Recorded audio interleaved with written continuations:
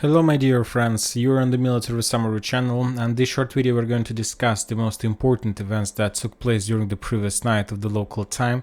And first we're going to start with the Crimea area and Zaporozhye region as well. The Ukrainians at this morning launched massive missile attack against the logistic infrastructure of Crimea. The Russians are saying that there were few strikes of storm shadows against the bridges that connect the Crimea and with the Zaporozhye area. Furthermore, the Russians published a video with the results of those attacks. As you can see, this bridge is pretty damaged. The Russians stopped any passage along these bridges for repairing this. They are saying that they need up to a few days to repair the bridges. Anyway, we see that the Ukrainians realized the difficulties of the offensive operation in Zaporozhye and that they need more time to prepare themselves. And basically, they start repeating the situation with Antonov Bridge that they were attacking during the previous year when the Russians were in Kherson. So basically they want to do the same. First they want to destroy the bridges, and believe me, that was not the last attack from the Ukrainian side. They will attack until at least they will destroy these bridges, or until the Russians are able to establish air defense and to shut down every single missile that heading in this direction. Furthermore, the Russians reported that there were few explosions in the vicinity of Melitopol. There were no explosions inside the town, like as a result of missile attacks. The Russians reported that that was the results of air defense work. So basically, the Ukrainians, as I understand, were attacking the Russians' bridges in Crimea, somewhere from Zaporozhye area in this direction. Let's try to analyze and calculate the distance of that.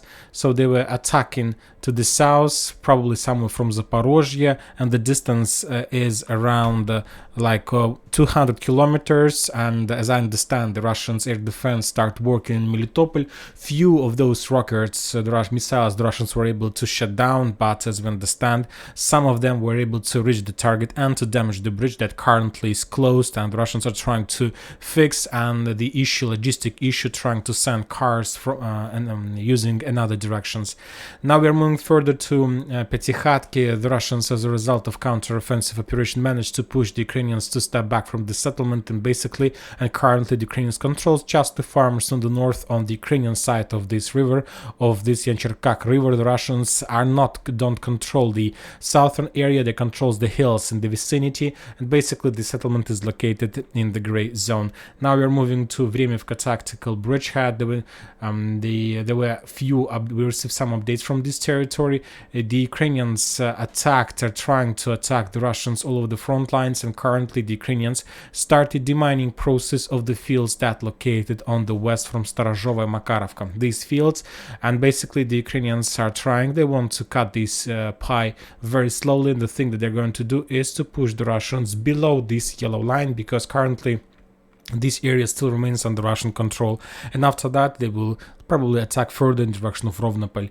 The Russians published a lot of new videos and video updates from the Vremivka tactical bridgehead. This video you see how probably the tank T-64 was trying to evacuate Max Pro, but basically as a result of artillery attack, as a result of drone attack, there was some kind of accident, and currently the Ukrainians lost two completely, we can say, not damaged vehicles that probably the Russians are able to restore.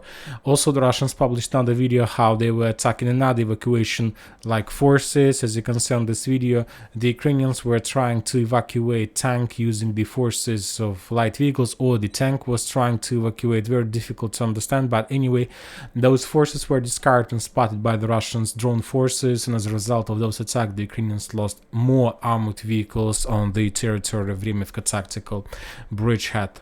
So as you can see, the light vehicle was trying to evacuate tank, but this vehicle was damaged by the Russian drone. The tank was damaged, and probably as a result of fire, the armored vehicle was damaged as well.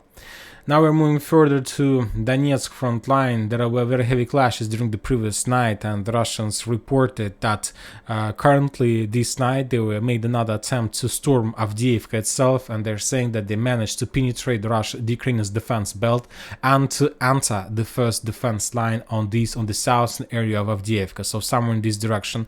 So maybe this is the beginning of the Battle of Avdiivka, or maybe this is like another attempt from the Russian side to force the Ukrainians to send reserves to pin them down and not to allow them to be flexible and mobile on this part of the combat line. And now we are moving to the most important and the most interesting part of the current stage of special military operation. Now we're going to talk about Kupiansk and Liman front lines, where during the previous 48 hours we saw the most fierce and bloody clashes from both sides. The Russians and the Ukrainians published another video showing the satellite picture of the settlement. These red dots shows the area of fire, of actions, of battle actions. These red dots shows the area where the most fierce fightings and battles took place. And based on that video, we see that the Russians are advancing in direction from the Kremina, in direction of, let's say, Serebryanka in this area. And the second satellite area on this picture we see on the east, right above this AK-47 icon. The Russians are advancing to the south in this direction, and the sources are saying that they managed to got significant results, and there is a very fierce fightings, and the Ukrainians are forced to step back. The Russians are saying that mainly when they attacked, they were able to capture a lot of soldiers, a lot of prisoners of war, and mostly those soldiers were mobilized within the previous 3 months, so very inexperienced forces. And they're saying that Ukrainians took a decision to keep unexperienced forces as the first defense belt, and the most experienced were moved further in direction of Liman, and basically they control the Zhiribets river, this area, and probably the most experienced forces are located along this river, and most unexperienced forces are located as the first defense belt that creates no barrier for the Russian forces that push in direction of Liman.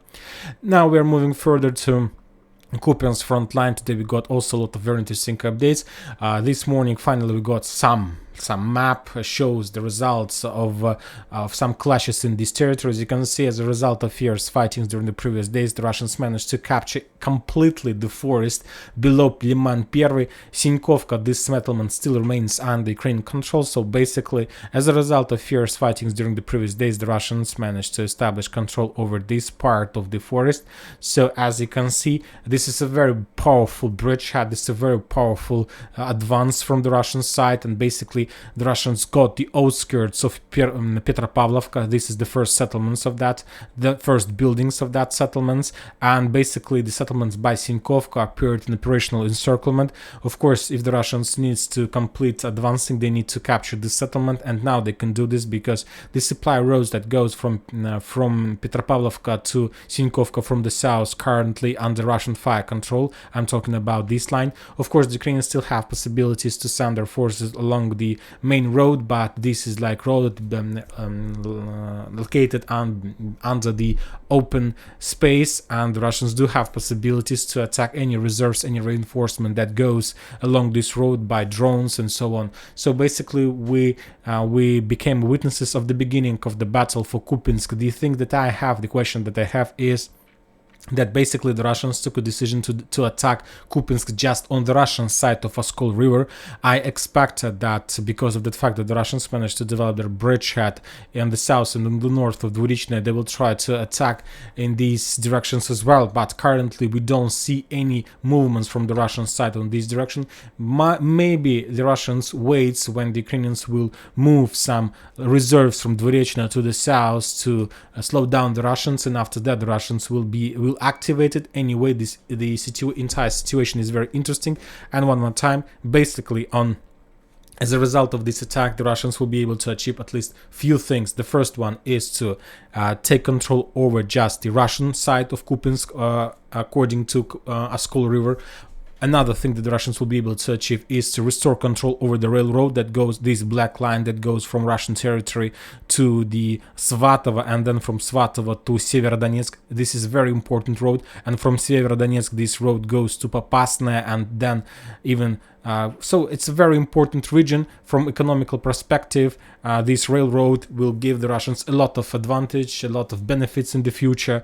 Furthermore, this road, Black Road, goes to Liman, and then this road goes to Artyomovsk. So anyway, the Russians need to take control over this bridgehead and over this logistic hub to increase their possibilities and logistic possibilities as well. So basically, we are going to see soon the battle for Sinkovka, battle for Petropavlovka, and battle for Kupiansk itself. Furthermore, the Ukrainian forces who currently located in Kislovka, Kotlarovka, Novoselovka could appear in a small operational encirclement, or at least could be cut from the mainland. So that's why probably the Ukrainians will be forced to use some forces from this bridgehead to send them back to Kupiansk to slow down the Russians, and of course this will move to decrease of their might and power in the vicinity of Novoselovka, and the Russians could use this situation and to attack in direction of Sinkova, right in the middle line between these two bridgeheads.